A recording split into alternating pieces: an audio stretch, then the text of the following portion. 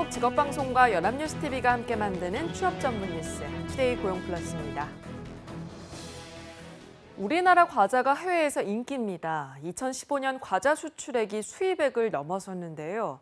하지만 우리나라 과자 수출의 40%를 차지하는 중국에서 최근 사드 배치 문제로 혐한 감정이 고조되고 있어서 타격이 우려됩니다. 첫 소식 홍정환 기자입니다. 한국산 과자류가 한류 바람을 타면서 해외에서 크게 인기를 끄는 것으로 나타났습니다. 최근 5년간 우리나라 과자의 해외 수출액이 연평균 15.6%의 증가율을 보이며 가파르게 성장하더니 재작년 드디어 과자 수입액을 앞질렀습니다. 이 기간 특히 중동과 동남아시아 국가에 대한 수출이 크게 늘었는데 싱가포르의 경우 우리 과자 수출액이 2011년 대비 무려 316.7%나 증가했습니다. 중동이나 동남아시아 지역에선 우리나라 추인검이 큰 인기를 누리며 과자 수출 증가세를 이끌었습니다. 하지만 이런 추세가 계속될 수 있을진 장담할 수 없습니다. 과자 수출액의 40%를 차지하는 중국에서 최근 사드 배치 문제로 우리 기업에 대한 보복 조치가 계속되고 있기 때문입니다. 실제 지난 6일 중국 정부는 롯데칠성의 과실음료 제품에 대해 서류 미비를 이유로 돌연 통관 중단 조치를 내리기도 했습니다. 대중국 수출과 관련하여 사드 영향은 현재까지는 나타나고 있지 않지만 동향에 대해 모니터링하고 있다는 말씀을 드립니다. 정부는 앞으로 중국 온라인, 모바일 쇼핑몰 내에 한국식품 전용관을 개설하는 등 현지 마케팅을 지원할 계획입니다. 연합뉴스TV 홍정원입니다. 중국에서 사드 부지를 제공한 롯데에 대한 반감이 고조되면서 황당한 보복 방식이 등장했습니다. 롯데 매장에서 고의로 상품을 훼손하고 영상을 인터넷에 올린 누리꾼이 경찰 조사를 받게 됐습니다. 선양에서 홍창진 특파원입니다. 최근 중국 포털 동영상 사이트에는 검은색 옷차림의 젊은 여성이 중국의 롯데 매장에 나타나 식품 코너를 돌면서 식품을 훔쳐먹고 일부러 제품을 훼손하는 영상 100여 개가 유포됐습니다. 약 50초 길이의 한 영상을 보면 이 여성은 선양 롯데백화점을 배경으로 포즈를 취한 뒤 슈퍼마켓 과자 코너에서 한국산 과자를 집어들더니 봉지를 주물러 내용물을 부순 채 제자리에 놔두고 음료수 코너에선 병뚜껑에 껌을 붙였습니다. 주변 눈치를 살피면서 빼빼로 과자 봉지에서 과자를 꺼내 몇 차례 먹고 그대로 봉지에 넣는가 하면 주스 뚜껑을 따서 한번 마시고 선반 위에 올려놓습니다. 라면 봉지를 일부러 째서 제자리에 놓기도 하며 롯데마트 출입구에서 양손에 손가락을 치켜 세운 뒤 바닥에 침을 뱉고는 사라집니다. 중국 누리꾼들은 대체로 속이 시원하다며 호의적인 반응을 보였으나 일부는 상점 질서를 흐트리고 재산을 훼손하는 행위라며 비판했습니다. 이에 대해 선양시 공항공항국은 공식 웨이보에서 현재 사실 확인을 거쳐 이번 사안을 조사 중이라며 나라를 사랑하더라도 이성적이어야 한다고 지적했습니다. 선양에서 연합뉴스 홍창진입니다. 사드 갈등으로 중국은 자국민의 한국 관광 금지 등 전방위적인 경제 보복을 벌이고 있습니다. 과거 영토 분쟁 등을 이유로 비슷한 골머리를 앓았던 다른 나라들은 어떻게 대응했는지 이경태 기자가 알아봤습니다. 국내외 경제연구기관들은 사드 보복 사태로 올해 국민 총생산, GDP 성장률이 기존 전망치보다 0.5%포인트, 손실 규모는 최대 17조 2천억 원에 달할 것이란 보고서를 내놨습니다. 하지만 이는 최악의 상황을 가정한 것일 뿐입니다. 센카쿠 열도 문제로 중국의 관광 보복을 경험한 일본은 2012년 이후 유커를 한국에 빼앗겼지만 동요하지 않았습니다. 오히려 엔저를 앞세워 관광 상품 가격을 낮추고 유커 비자 발급 요건을 완화해주는 전략을 취해 결국 유커가 돌아오게 만들었습니다. 중국이 IT 부품 원료인 전략자원 히토류 공급을 40%나 제한한 공세도 물리쳤습니다. 초기 6개월간 중국산 히토류 가격이 10배나 뛰는 등 혼란을 겪었지만 대체품 개발과 공급선 다변화로 대응했습니다. 결국 미국과 손잡고 중국의 자원 무기화를 근거로 WTO에 정식 제소해 2014년 8월 중국 패소를 이끌어냈습니다. 우리 롯데마트처럼 2008년 불매 운동을 겪었던 프랑스계 유통업체 까르푸의 대응도 눈에 띕니다. 사르코지 대통령이 중국의 티베트 탄압 중단을 촉구하며 벌어진 일이었는데 이후 까르푸는 베이징 올림픽과 쓰촨성 지진 피해자를 전격 지원하며 분위기를 바꿨습니다. 중국과 영토 분쟁으로 농작물 수입을 거부당한 베트남과 필리핀도 한국 등으로 판로를 개척하며 버텨냈습니다. 당장의 경제 손실만을 우려하기보다는 장기적 안목으로 대응책을 찾는 것이 국익을 지킨 셈입니다. 연합뉴스TV 이경태입니다. 삼성전자 등 삼성그룹 계열사들이 15일부터 상반기 대졸 신입사원 채용에 들어갑니다. 삼성전자와 삼성 SDI, 삼성물산, 삼성생명 등 17개 계열사는 삼성그룹 채용 홈페이지에 일제히 3급 신입사원 채용 공고를 게재했습니다. 그룹에서 일괄적으로 올렸던 기존 공고 형식과는 달리 이번에는 각 계열사가 모집 직군 등을 구체적으로 명시해 개별적으로 올렸습니다. 지원서 접수 기간은 15일부터 21일 오후 5시까지로 합격자는 1, 2차 면접을 거쳐 5월 중에 발표될 예정입니다. LG전자의 전략 스마트폰 G6가 이동통신 시장에서 독주를 이어가고 있습니다. 이에 질세라 삼성전자는 갤럭시 S7 마케팅을 대폭 강화하는 한편 차기작인 갤럭시 S8 알리기에 열을 올리고 있습니다. 한지희 기자가 보도합니다. 올 상반기 스마트폰 시장 선점에는 LG전자가 한 발 빨랐습니다. Consumers wanted a bigger display, but not a bigger phone. The G6 truly stand out as the first smartphone with a large screen. G6 덕분에 이동통신 시장도 모처럼 활기를 띠는 모습입니다. 세계 첫 18대구 화면비를 적용해 주목받은 LG G6는 출시 이틀 만에 3만 개 이상 팔렸습니다. LG전자는 이 기세를 몰아 다음 달 중으로 미국 시장에 이어 유럽 시장에서도 G6를 출시할 것으로 알려졌습니다. 이를 지켜보는 삼성전자의 발걸음도 바빠졌습니다. 경쟁 제품인 LG G 시리즈가 한 달 앞서 출시되면서 신제품 선점 효과를 뺏겼기 때문입니다. 이에 삼성전자는 오는 29일 미국 뉴욕과 영국 런던에서 차기작 갤럭시 S8을 공개하고 다음 달 21일 한국과 미국 시장에서도 동시에 출시할 것으로 알려졌습니다. 현재 갤럭시 S8 티저 동영상은 지난주 2,600만 조회수를 기록하는 등 출시 전부터 소비자들의 기대감을 한껏 키우고 있습니다. 지난주 G6가 출시가 됐고 오는 4월에는 갤럭시 S8이 출시가 예정된 만큼 프리미엄 폰이 계속 나오니까 이통시장 전반에도 긍정적인 영향을 미칠 것 같습니다. 강력한 성능으로 무장한 각사의 스마트폰 신제품이 시장에 활력을 불어넣고 있습니다. 연합뉴스TV 한지입니다. 전 세계 IT의 중심이 하드웨어에서 소프트웨어로 이동하고는 있지만 한국은 아직 하드웨어 비중이 압도적으로 높은 것으로 나타났습니다. 정보통신기술진흥센터 산업분석팀은 보고서를 통해 한국의 소프트웨어 비중은 10년 전 9%에서 지난해 15%로 늘어났지만 여전히 하드웨어 비중이 압도적으로 높다고 밝혔습니다.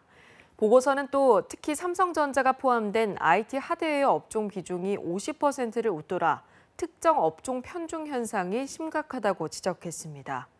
보고서에 따르면 지난해 기준 미국의 소프트웨어 비중은 62%, 중국은 58%를 차지했습니다.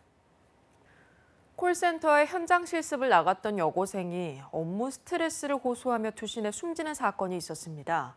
회사 측은 연관성을 부인했지만 해당 콜센터 직원들은 회사의 실적 압박을 폭로했는데요.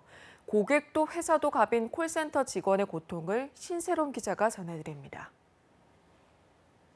한 통신사 콜센터 상담사들의 사내 메신저 내용입니다. 해직 건수와 TV 판매 건수를 두고 직원들의 권리인 연차를 빼앗겠다고 협박합니다. 급기야 실적을 채우기 전에는 화장실도 가지 말라고 말합니다. 4년 넘게 해당 업체에서 일한 직원 A씨는 실적 압박과 추가 근무 강도가 도를 넘었다고 말합니다. 매출이 한 거의 매일이야. 월말 되면 더 심하죠. 실적 마감이니까. 월말 되면 실적 유출되는 꼴이 없어도 다시 못 가는 거죠. 실적 미달 시 반성문에 가까운 사유 분석을 자필로 쓰는 일도 4년 내 교육을 빌미로 지속됐습니다. 근무 시간 내 쏟아지는 감정 노동에 실적 압박까지. 콜센터 직원들은 극심한 스트레스를 호소합니다. 지난 1월 콜센터에서 현장 실습을 한 여고생이 투신해 숨졌고 2년 전에도 과도한 실적 압박을 유서에 남기고 스스로 목숨을 끊은 콜센터 직원이 있었습니다. 점점 심해지는 것 같아요. 그런 데서 조금의 변화가 있길 좀 사람들 그래서 기대하잖아요. 2년 전에도 그 돌아가신 분이 있었는데 바뀌면 안 했으니까요. 실제로 고객도 회사도 갑인 콜센터 상담사의 업무 관행은 수년 전부터 알려졌지만 현실은 달라지지 않고 있습니다. 연합뉴스TV 신세롬입니다. 서울 용산의 한 다세대 주택 화재 현장에서 일가족을 구해낸 소방관들의 희생이 감동을 주고 있습니다. 온몸으로 불길을 막아내며 주민을 탈출시키고 나서야 목숨을 걸었던 현장에서 뛰어내렸습니다. 배삼진 기자가 보도합니다. 서울 용문동의 한 다세대 주택 3층 창문에서 시뻘건 불길이 치솟습니다. 소방대원들이 실실한 주민 한 명을 들것에 싣고 나오고 소방대원도 급하게 구급차로 옮겨집니다. 알고 보니 소방대원이 불길이 번진 집안 내부로 들어가 시민들을 구한 뒤 쓰러진 겁니다. 당시 집안에 있던 사람은 44살 김모 씨 등 4명, 김 씨의 어린 자녀 2명도 포함돼 있었습니다. 대원들은 가족이 불길에 고립돼 있다는 말을 듣고 집안에 들어가 우선 어린이 2명을 마스크를 씌워 대피시켰습니다. 하지만 바로 그 순간 불길이 퇴로를 덮쳐 김 씨 부부는 고립됐고 소방대원들은 불 속에서 김 씨 부부를 창문으로 유도한 뒤 탈출시켰습니다. 불길을 뚫고 나갈 수가 없어서 한 분씩 이렇게 팔로 잡고 있다가 2분을 다 내린 다음에 저희 대원이 마지막으로 탈출을 하는 상황이었고요. 불길에서 일가족을 구한 사람은 17년 차 베테랑 김성수 대원과 올해 소방복을 입은 최길수 대원. 2 사람은 화상 등의 피해를 입고 입원 중으로 시민을 구하는 것은 자신들의 의무라고 밝혔습니다. 연합뉴스TV 배삼진입니다. 앞으로 승진 취업하거나 월급이 올라서 신용 상태가 좋아진다면 대부업체에도 대출 금리를 깎아달라고 요구할 수 있게 될 것으로 보입니다. 금융당국에 따르면 금융위원회와 금융감독원, 행정자치부와 금융연구원은 지난달부터 태스크포스를 구성해 대부업체의 금리 인하 요구권을 도입하는 방안을 논의 중입니다.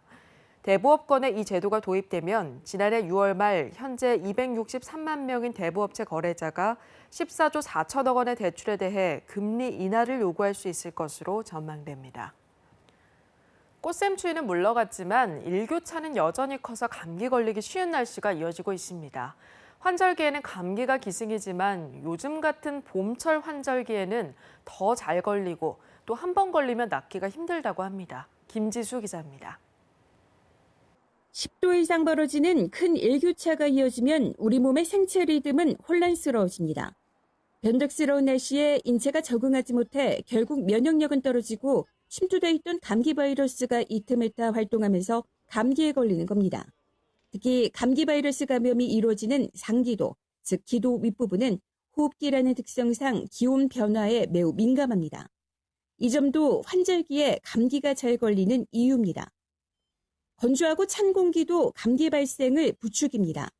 예방을 위해선 물을 자주 마셔 입과 코의 점막을 항상 촉촉하게 해주고 체온 유지에 신경 써야 합니다. 건조하고 차가운 공기에 자주 노출이 되게 되면 점막이 많이 마르고 그럼 점막으로 침투하는 바이러스나 세균에 더 약하게 돼서 감기에 더 잘 걸리게 되는 것입니다. 물을 좀 수분 섭취를 많이 하고 실내 습도를 좀 높여서 점막을 좀 촉촉하게 유지해주는 게 제일 좋은 방법이라고 할 수 있겠습니다. 올바른 손 씻기와 같은 위생 관리도 중요합니다. 감기는 감염자의 침방울을 흡입해 걸리기도 하지만 감염된 사람이 사용한 물건을 만진 뒤 오염된 손으로 눈과 코를 비비면서 감염될 수 있습니다. 감기는 또 보통 1, 2주 안에 낫는데 호전되지 않으면 기관지염, 폐렴 등 2차 세균 감염이 발생했을 가능성이 크기 때문에 전문의의 진단이 필요합니다. 연합뉴스TV 김지수입니다.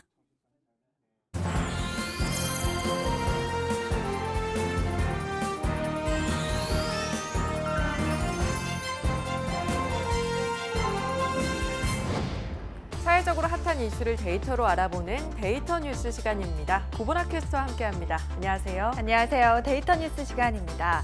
지난해부터 한국 경제 위기론이 끊임없이 제기되고 있습니다. 올해와 내년 사이에 큰 위기가 올 거라는 주장인데요. 전문가들은 한국 경제의 3대 뇌관으로 사상 최대의 가계 부채, 공급 과잉의 부동산, 그리고 자영업의 위기를 꼽고 있습니다. 오늘은 이 중에서 이 붕괴 직전에 내몰린 자영업자의 위기에 대해서 알아보겠습니다. 네, 지금 소득에 비해서 소비가 늘지 않아서 걱정이라고 하는데요. 소비가 줄어들게 되면 직격탄을 맞는 게 바로 자영업자들이죠.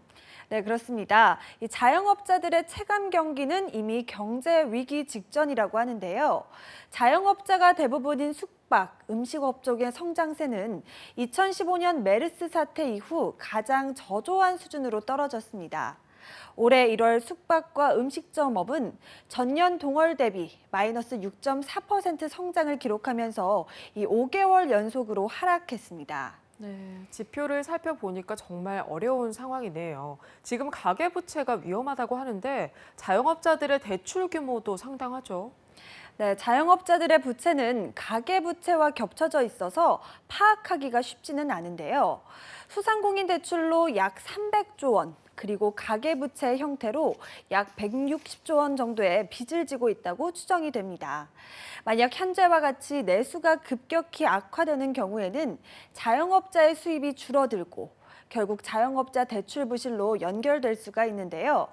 그런 조짐이 벌써부터 보이고 있습니다. 네, 그렇죠. 빚이 있더라도 장사만 잘 되면 걱정이 없겠습니다만 내수 부진이 계속 이어지는 상황이라서 대출이자 내기도 쉽지 않을 것 같은데요. 네, 그렇습니다. 특히 혼자서 장사하는 영세 자영업자들의 경우 상황이 더 심각한데요.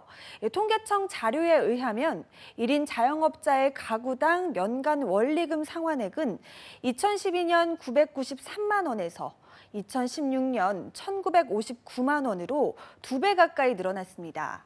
같은 기간 세금과 사회보험료 등을 뺀 가처분 소득은 3,513만 원에서 4,321만 원으로 23% 증가하는 데 그쳤습니다. 부채 부담이 소득보다 4배에서 5배 빠르게 증가했다는 의미입니다. 네, 소득은 조금 늘고 빚은 많이 늘어난 거네요. 그럼 실제로 손에 쥐게 되는 돈은 더 줄어들었다는 의미가 되는 거잖아요. 네, 맞습니다. 처분 가능 소득에서 원리금 상환액이 차지하는 비중을 총 부채 원리금 상환 비율이라고 하는데요. 이 비중이 2012년 28.3%에서 2016년에는 45%로 급증했습니다. 보통 이 비율이 40%를 넘으면 원리금이 연체될 가능성이 높은 고위험군으로 분류가 됩니다.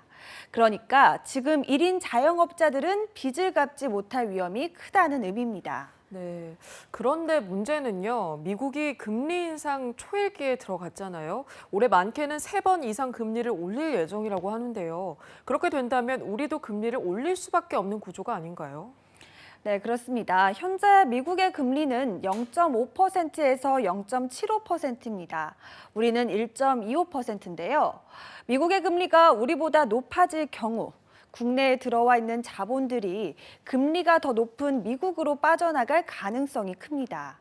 그래서 이 한국은행도 금리를 인상할 가능성이 있는데요. 그럴 경우에는 빚을 갚을 여력이 없는 자영업자들이 붕괴할 가능성이 크다는 게 문제입니다. 네, 벌써부터 예금 금리는 안 오르고 대출 금리는 높아지고 있는 상황인데요. 이렇게 되면 자영업자들의 이자 부담이 가중될 수밖에 없겠네요. 네, 한국은행이 펴내는 금융안정보고서에 따르면 소득보다 빚이 많고 원리금 상환액이 실질 소득의 40%를 넘는 한개 가구 수가 지난해 181만 5천 가구로 전년 대비 14.7%나 증가했다고 합니다. 한국은행에 따르면 이런 한개 가구 가운데에서 가장 위험한 직업군은 40대 자영업자라고 하는데요. 이 자영업의 위기가 왜 한국 경제의 뇌관인지 보여주는 대목이라고 할 수 있습니다. 네, 특히나 자영업의 위기는 그걸로 끝나는 게 아니고 다른 부분까지 영향이 미친다고 하죠. 네, 그렇습니다. 먼저 자영업이 붕괴하면 부동산 경기에 큰 타격을 줄 수가 있습니다. 이 자영업자의 상당수가 주택담보대출을 받아서 이 사업비를 충당하고 있기 때문인데요. 만약 자영업 대규모 도산 사태가 발생을 하면 그들이 살고 있는 주택도 내놓을 수밖에 없어서 이 부동산 시장에 악영향을 미칠 수밖에 없습니다. 또 자영업자를 임차인으로 두고 있는 상가들도 큰 타격을 받을 수밖에 없다고 합니다. 네, 그렇군요. 가계부채를 관리하기 위해서 은행권에서는 대출을 조이고 시장금리가 기준금리에 비해서 높아지고 있다고 합니다. 또 은행권에서 대출을 받지 못하는 자영업자들이 고금리 제2금융권으로 몰리는 풍선 효과도 커지고 있다고 하는데요. 위기를 관리하는 정부의 역할이 그 어느 때보다 중요한 시기인 것 같습니다. 지금까지 데이터 뉴스 구본아 캐스터와 함께했습니다. 고맙습니다. 고맙습니다. 투데이 고용플러스 오늘 준비한 소식은 여기까지입니다. 함께해 주신 여러분 고맙습니다.